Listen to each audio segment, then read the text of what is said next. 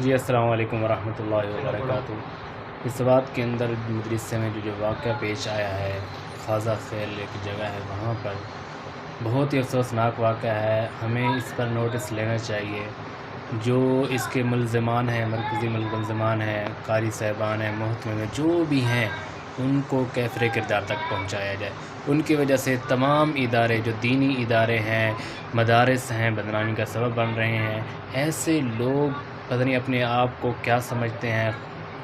اب انہوں نے ان بچے کو مارا، جس کی وجہ سے اب کتنے بچے محروم ہو گئے، تو دینی تعلیم سے محروم ہونے کا یہ سبب بن رہے ہیں۔